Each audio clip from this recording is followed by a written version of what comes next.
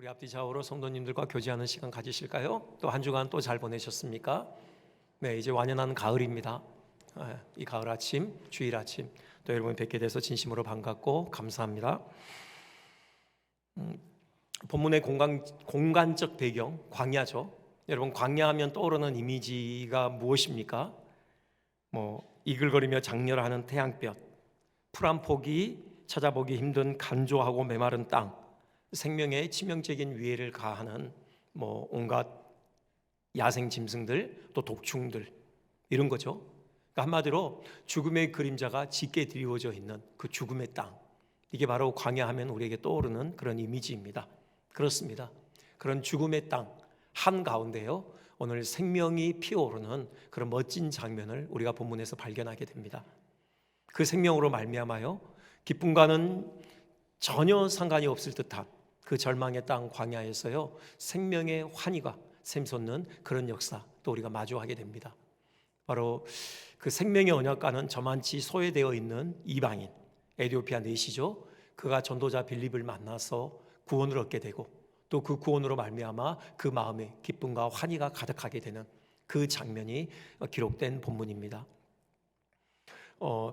누구의 구원이든 다 그렇겠지만 이 내시의 구원도 전적으로 하나님의 은혜의 결과입니다. 하나님의 은혜가 빚어낸 그런 열매인 것이죠. 이 내시를 구원하기 위해서 하나님께서 얼마나 세심하게 모든 상황을 주도해 가시는지 그 선한 손길을 우리가 살펴볼 수 있습니다.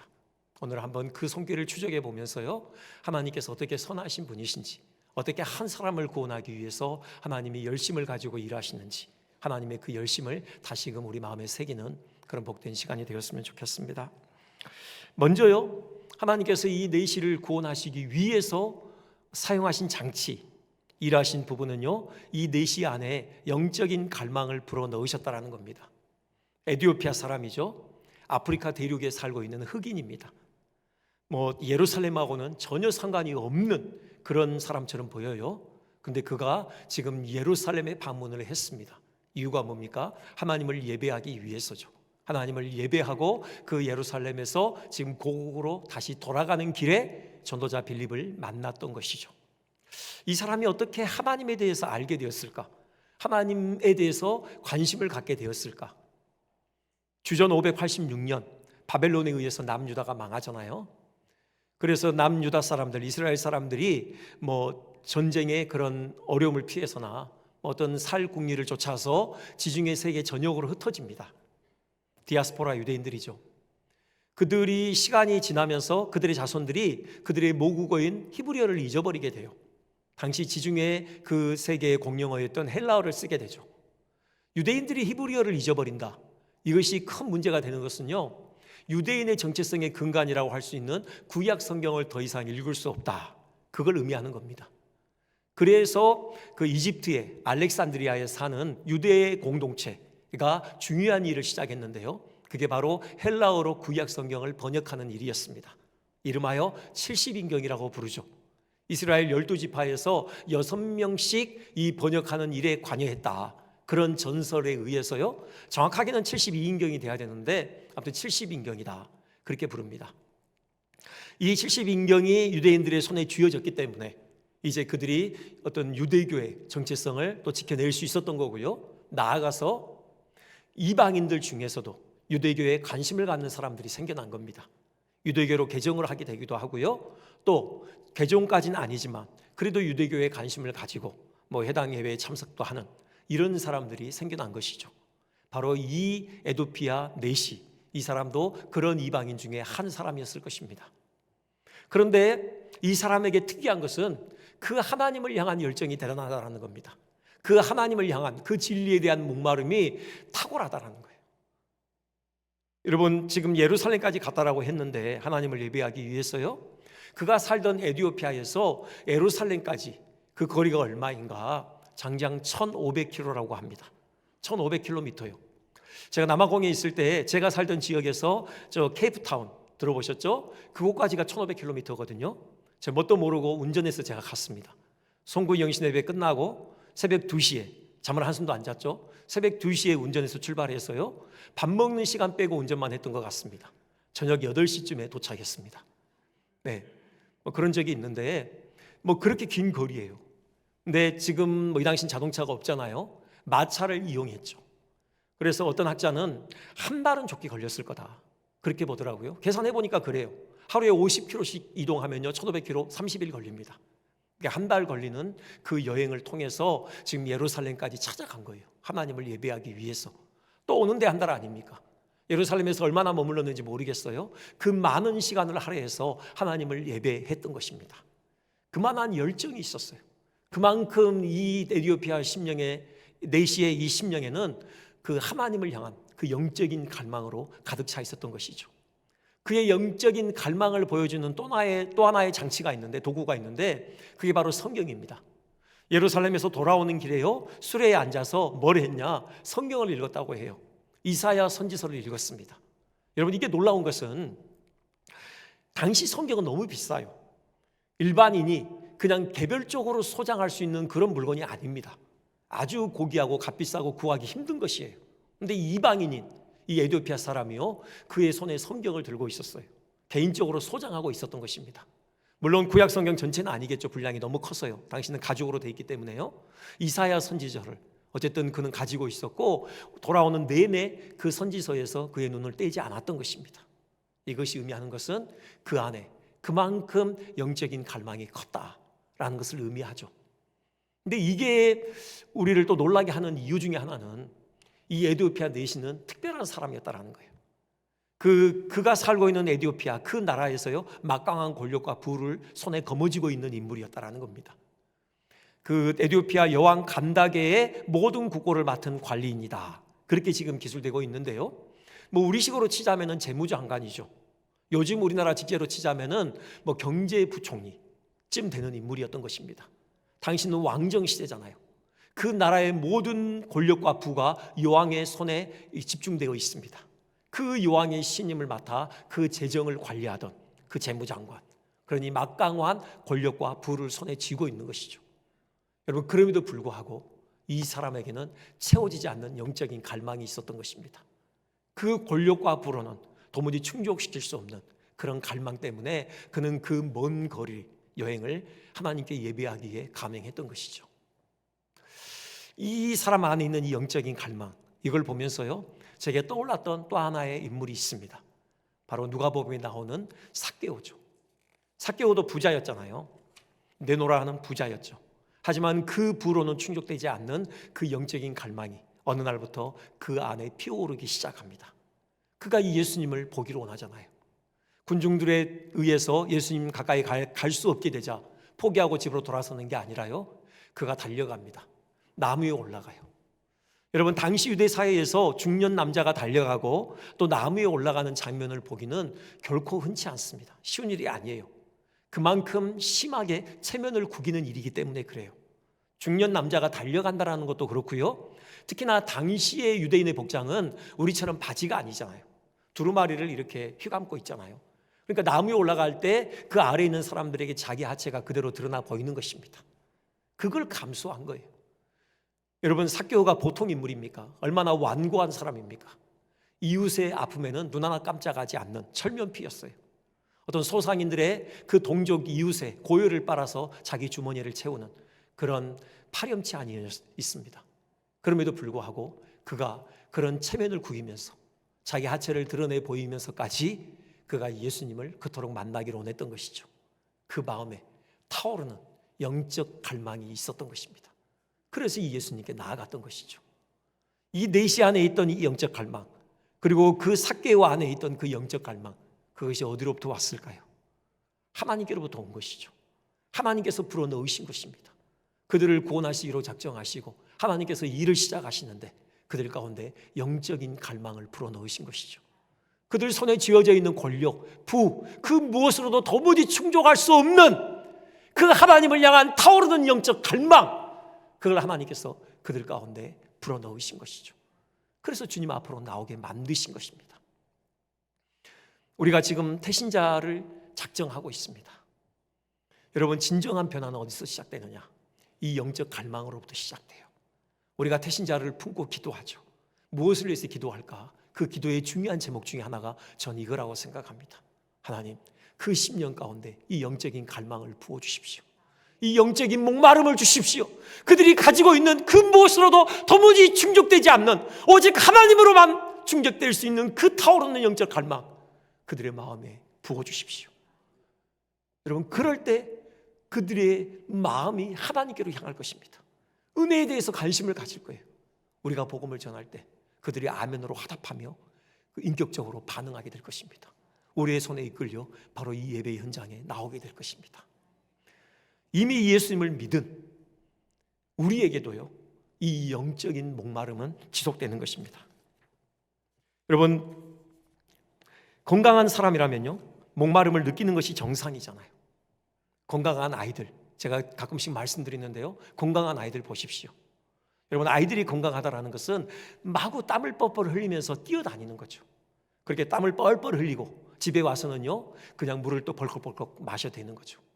이게 바로 그 아이가 건강하다라는 그런 징표인 것이죠. 여러분, 영혼도 마찬가지예요.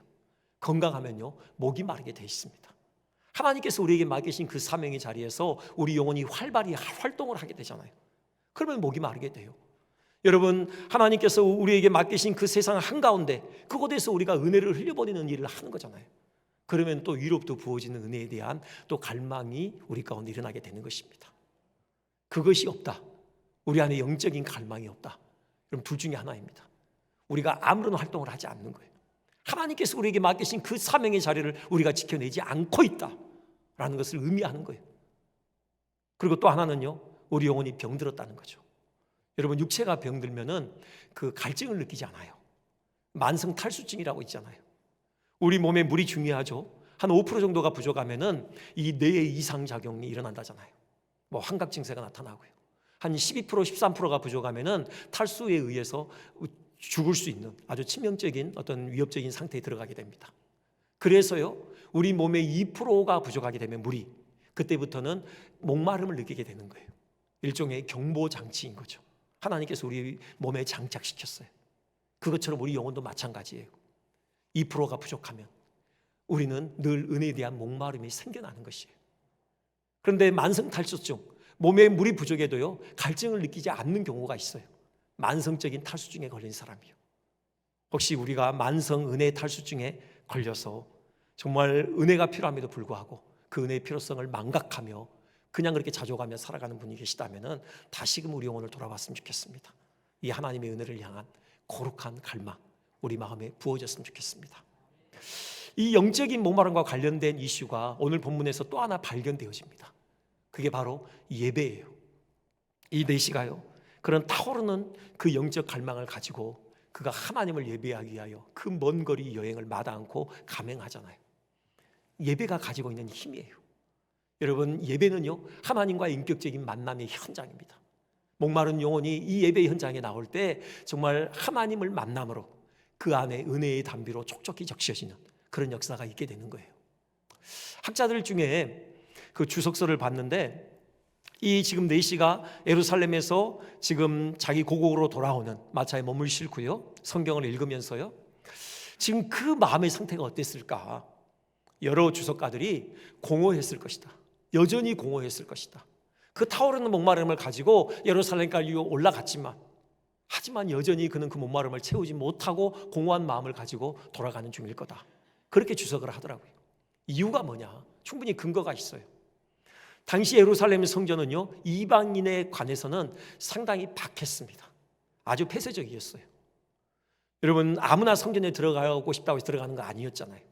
유대인 남자가 들어가는 곳이 따로 있고요, 또 유대인이라고 하더라도 여자가 들어가는 곳이 딱 정해져 있었습니다. 거기까지만이에요. 이방인은요, 아예 성전 경내에 발을 들여놓을 수가 없어요. 이방인의 뜰이라고 하잖아요. 그건 성전 안에 있지 않아요. 엄밀히 말하면 성전 밖에 있습니다. 이방인의 뜰과 유대인이 들어갈 수 있는 성전 경내 사이에는요, 담장이 있어요. 높이가 한 1.5m 정도 돼요. 그래서 밖에서 안을 들여다볼 수는 있어요. 어떻게 예배가 진행되는지 구경은 할 수 있습니다. 하지만 거기까지예요. 아마 이 내시가 그랬을 수 있어요. 정말 하나님을 만나고 싶은, 정말 하나님을 예배하고 싶은 간절한 열망을 가지고 예루살렘 성전에 도착했는데, 정작 이방인이라는 그 낙인에 의해서, 특별히 이 사람은 고자잖아요, 내시잖아요. 여러분, 율법에서 성전에 들어가는 그 들어가기를 엄격히 금하고 있는 그 부류의 사람이었어요. 아마 그 발을 성전 안으로 들어놓지 못했을 것입니다. 그저 담장 너머로 성전 안에서 진행되는 예배를 구경만 할 수밖에 없었을 수 있어요.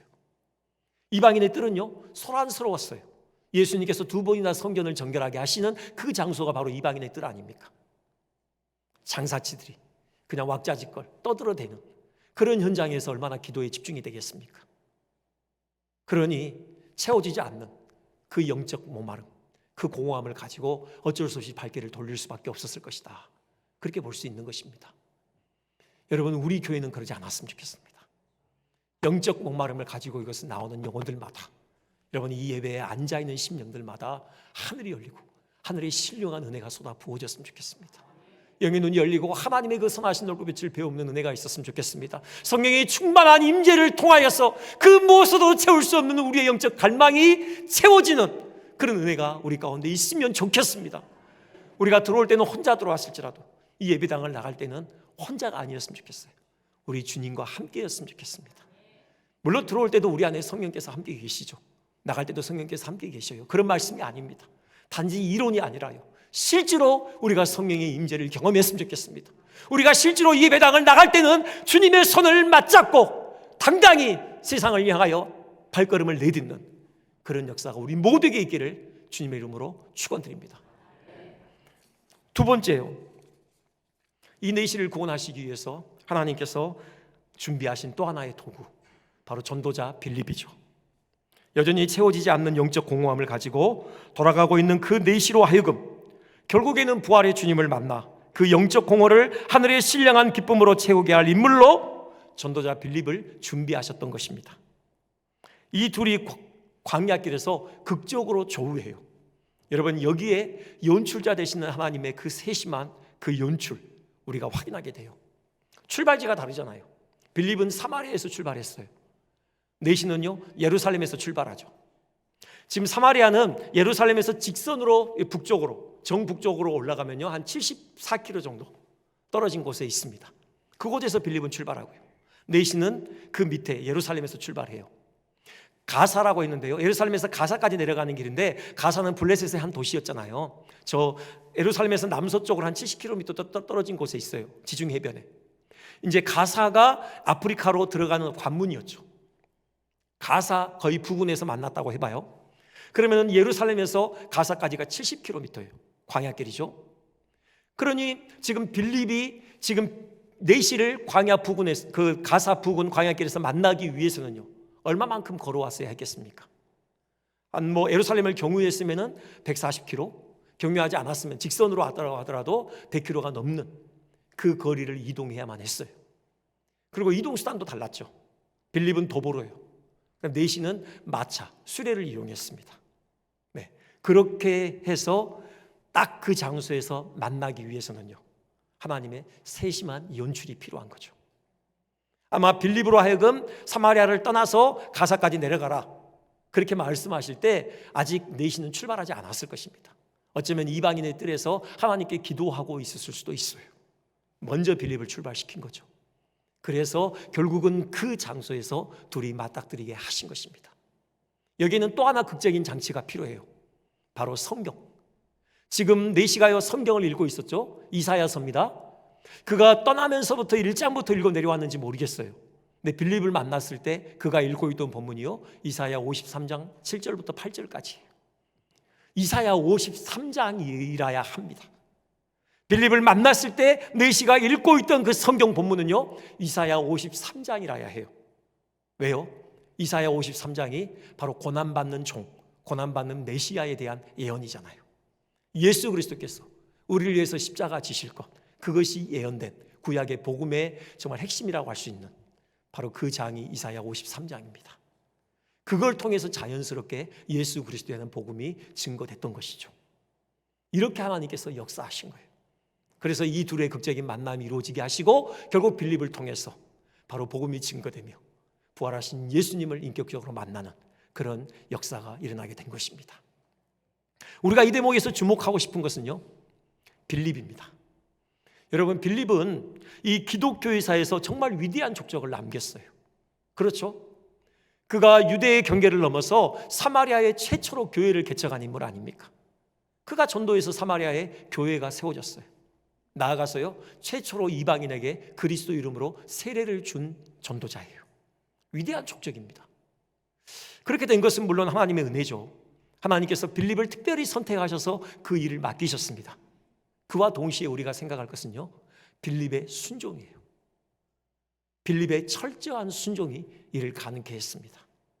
지난 시간에 말씀드렸듯이 유대와 사마리아 간에는 그 오랜 시간, 정말 켜켜이 그런 오랜 시간 동안 쌓여온 그런 장벽이 있었죠. 적대감과 그런 편견의 장벽이 두텁게 쌓여 있었어요. 그걸 허물고 사마리아로 내려가고 사마리아인들에게 복음을 전했습니다. 이거 결코 쉽지 않아요. 동족 유대인들에게는요, 조롱을 받을 수 있어요. 그 짐승만도 못한 사마리아인들에게 그 소중한 복음을 전한다고? 네가 제정신이야? 괄시와 조롱을 받을 수 있습니다. 사마리아인들, 유대인에 대한 감정 좋지 않아요. 빌립이 다가섰을 때요, 혹시 어떤 해코지를 당할 수도 있는 그런 상황이에요. 빌립은 확신했어요. 하나님의 뜻이 이거라고요. 그가 예수님으로부터 너희가 성령을 받을 때 예루살렘과 온 유대와 사마리아와 땅끝까지 이르러 내 증인이 되리라, 이 음성을 직접 듣지 못했어요. 간접적으로 들었겠죠. 하지만 빌립은 확신했던 것입니다. 복음은 유대의 경계를 넘어 저 짐승처럼 취급되는 사마리아인에게도 전달돼야 된다. 그 사실에 대한 확신이 있었던 것입니다. 그 확신을 가지고 복음 들고 사마리아인들에게 갔던 거예요. 그리고 결단했던 것입니다. 어떠한 조롱과 어떠한 박해와 해코지가 있을지라도 나는 이거 하겠다 라는 결단을 가지고 바로 복음을 전했던 것이죠. 그렇게 해서 사마리아 교회가 세워졌던 것입니다. 우리의 마음에 어떤 편견의 장벽이 있습니까? 여러분, 우리 스스로 사람을 우리가 스스로 구별하고 판단하고 있습니까? 여러분, 그러지 않았으면 좋겠습니다. 우리 안에 어떠한 편견의 장벽도 없었으면 좋겠습니다. 누구에게든 나갈 수 있었으면 좋겠어요. 누구에게든 복음 들고 나가서 복음의 빛을 비추고 하나님의 사랑과 은혜를 흘려보내는 통로로 우리가 설 수 있었으면 좋겠습니다. 특히요, 지금 사마리아에서 내려가서 이 가사까지 가라, 이 말씀이 또 순종하기 쉽지 않은 것은 아까 거리를 말씀드렸죠. 140km 내지는 100km가 되는 그런 거리고요. 걸어서 가야 해요. 좋은 길도 아닙니다. 꽃길이 아니에요. 여러분, 형형색색의 아름다운 꽃들이 흐드러지게 피어있는 그런 꽃길이 아닙니다. 이렇게 산들바람이 불어서요, 귓가에 스치고 그 바람에 실려서 향긋한 꽃내음과 풀내음이 코를 자극하고, 여러분, 이런 거 아니에요. 언제든 목마르면 목을 축일 수 있는 그런 물이 가득한 곳이 아닙니다. 아름드리 나무가 있어서요, 그 태양볕에서 좀 이렇게 그늘 아래 들어가서 좀 피곤한 몸을 쉴 수 있는 그런 산책길이 아니라고요. 광야길입니다. 아무것도 없어요. 물 한 모금 마실 수 없고요, 풀 한 폭이 없는 황량한 사막입니다. 여러분, 그 나무라고는요, 그 무성한 가지, 그냥 앙상한 가지, 그런 떨기나무 뿐이에요. 거기에 기대서는 그 이글거리며 장렬하는 태양볕을 도무지 피할 재간이 없어요. 온갖 독충과 어떤 강도와 생명을 위협하는 요소들이 도처에 널려 있어요. 누가 옆에 동반이라도 해주면 좋겠죠. 함께 동행하면 의지라도 될 것입니다. 근데 혼자예요. 여러분, 홀로 그 광야길을 100km 넘게 걸어가야 했던 것입니다. 쉬운 일이 아니에요. 그리고 또 하나요, 사마리아에 빌립이 지금 교회를 개척했잖아요. 그 교회가 부흥하고 있어요. 내가 개척한 교회예요. 그 교회가 지금 부흥하고 있다고요. 내가 개척한 교회의 부흥의 현장에 몸담고 있는 것, 여러분, 이거 흥분되는 일입니다. 거기에 눌러 앉아서 담임 목회하면서 적당히 영예를 누리고 신앙생활 재밌게 할 수 있어요. 근데 성령께서 떠나라고 하십니다. 연마을에 가서 전도하고 돌아오라, 그게 아니고요, 아예 사마리아를 떠나라는 거죠. 결코 쉽지 않아요. 26절에 일어나 가라 라고 돼 있어요. 27절이요, 일어나 갔다 그렇게 돼 있어요. 주저하지 않았습니다. 왜 가야 되는데요? 묻지 않아요. 즉석에서 아무 말 없이 성령께서 가라고 하시자 일어나 갔던 것입니다. 이 빌립의 순종이 있었기 때문에 최초로 이방인에게 그리스도 이름으로 세례를 주는 그런 영예를 안을 수 있었던 것입니다. 여러분, 순종이 역사를 일으켜요. 여러분, 순종하셨으면 좋겠습니다. 혹시 하나님께서 여러분의 마음에 혹시 부담을 주시는 그런 말씀이 있습니까? 이거 하라, 그런 부담을 주십니까? 하지만 여러분, 현실적인 이유 때문에 머뭇거리고 계시는 분이 있습니까? 순종합시다. 여러분, 순종할 때 역사가 나타납니다. 우리가 기대하지 않은 하나님의 놀라운 역사를 우리가 목도하게 될 것입니다. 여러분, 빌립의 이 순종의 발걸음을 통하여서 그 에티오피아 넷이 하나님께서 구원하셨습니다. 이후에도 계속해서 빌립을 통해서 왕성한 구원의 역사를 일으키셔요. 여러분, 순종할 때 우리는 성령의 임재 역사를 분명하게 목도하게 될 것입니다. 그런 은혜가 여러분에게 있으시기를 주님의 이름으로 축원드립니다. 한 가지 더 간단하게 살펴보겠습니다.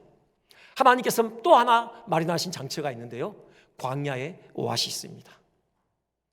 이제 빌립이 이사야 53장 7절 8절부터 시작해서 복음을 전하죠.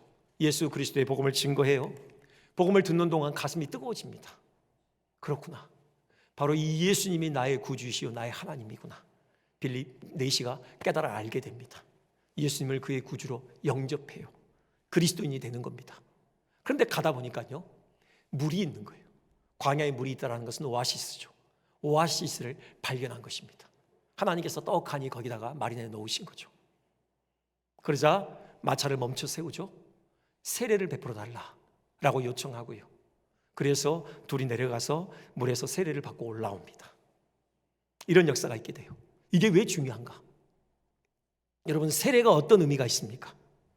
세례는요, 믿음의 최종 확증이죠. 마음으로 믿어 의에 이르고 입으로 시인하여 구원에 이른다고 했습니다. 이 넷이는 마음으로 믿었어요. 이제 그것을 입으로 시인하는 것입니다. 공적으로 자기의 믿음을 확증하는 게 바로 세례예요. 여러분, 그럼으로써 이 사람의 구원이 공적으로 확증되는 것입니다. 그냥 돌려보내시지 않아요. 그 전도자 빌립으로 하여금 세례를 받게 하셔서 이도 분명하게 언약 백성임을, 이도 분명하게 당당하게 그리스도인임을 확증해서 그를 고국으로 돌려보내시는 겁니다. 하나님의 배려예요. 세례에 또 하나의 의미가 있는데요, 정말 중요한 의미가 있는데, 그것은 구원의 핵심 실체를 드러내는 거예요. 그리스도와의 연합을 의미합니다. 그리스도와 하나 되는 것이에요. 여러분, 성부와 성자와 성령의 이름으로 세례를 준다. 그때 그 이름으로는 이름 안으로 하고 있잖아요. 우리가 세례라는 것은 하나님 안으로 우리가 들어가는 거예요. 그리스도 이름으로 세례를 받았다는 것은 그리스도 안으로 우리가 들어가는 것입니다. 또 그리스도께서 우리 안으로 들어오셨다. 그리고 그렇게도 말씀드릴 수 있어요. 그리스도와 하나 되기 위해서 우리의 죄가 씻어져야 하는 것이죠. 주님 거룩한 분이시잖아요. 죄가 없이 완전히 깨끗한 분이시잖아요. 우리가 그분 안으로 들어가기 위해서, 그분이 우리 안으로 들어오기 위해서 우리가 깨끗해야 되는 거예요. 그래서 죄를 씻어내는 것입니다. 이것이 세례예요. 우리 안에 오신 예수님께서 영구히 우리를 떠나지 않고 우리와 함께 계시는 것입니다. 여러분, 이것이 성도가 누릴 수 있는 최고의 복이죠. 주님께서 우리와 함께 계시는 이 복의 한 가지 내용을 다윗은 이렇게 고백하고 있습니다. 시편 23편 4절, 우리 한번 같이 봉독해 볼까요? 자, 시작. 내가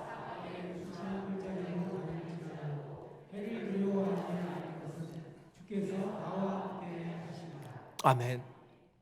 다윗은 사망의 음침한 골짜기로 다니는 것이 뭔지를 그는 경험을 통해서 알고 있어요. 단지 머리로만, 이론적으로만, 상상으로만 지금 풀어서 얘기하는 게 아닙니다. 경험을 통해서 그는 진실된 고백을 하는 거예요.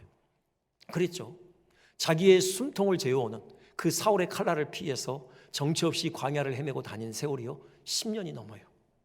그 10년 동안에 얼마나 많은 위험들이 그를 위협했겠습니까? 그가 요나단에게 하는 고백 중에 나와 죽음 사이는 단지 한 걸음뿐이다, 그런 고백을 한 적이 있어요. 그 10년 어간에 그는 단지 한 걸음을 이렇게 사이에 두고 죽음과 함께 동행했던 것이죠. 말 그대로 죽음의 그림자로 뒤덮여 있는 사망의 음침한 골짜기를 지나다녔던 것입니다. 그가 나중에 돌아보니 하나님의 은혜였어요. 굽이굽이 그 골짜기를 지날 때마다 하나님께서 그와 함께 하셨고 그를 생명싸개로 싸서 보존해 주셨던 것이죠. 그를 안전케 해주셨고 그를 보호해 주셨던 것입니다. 그 은혜를 고백하는 거예요. 내가 사망의 음침한 골짜기로 다닐지라도 해를 두려워하지 않을 것은 주께서 나와 함께 하심이라. 여러분, 이것이 세례받음으로 주님과 하나 된 성도들의 특권입니다. 인생이라는 것이 굽이굽이 골짜기가 있죠. 정말 죽음으로 뒤덮인 사망의 음침한 골짜기라고 불릴 수밖에 없는 그런 협곡들이 있습니다. 여러분, 그런 골짜기들을 지날 때 우리가 해를 두려워하지 않고 당당하게 우리의 발걸음을 내디딜 수 있는 이유가 무엇입니까? 세례를 통해서 우리가 주님과 하나 되었기 때문이에요. 주님께서 우리를 떠나지 아니하고 우리와永遠 함께 계시기 때문이죠. 내시에게 주어진 은혜가 이것입니다. 그러니 그가 기쁠 수밖에 없는 것이죠. 비록 빌립이 떠났지만, 어디론가 사라졌지만, 그래서 홀로 고국으로 돌아가야 하지만 이제 홀로가 아닌 겁니다. 성령께서, 주님께서 그와 함께 계시는 것이죠. 그래서 그는 기쁨 가득, 그 생명의 환희를 가득 품고 그는 고국으로 돌아갈 수 있었던 것입니다. 이런 은혜 우리 모두에게 있으시기를 주님의 이름으로 축원드립니다.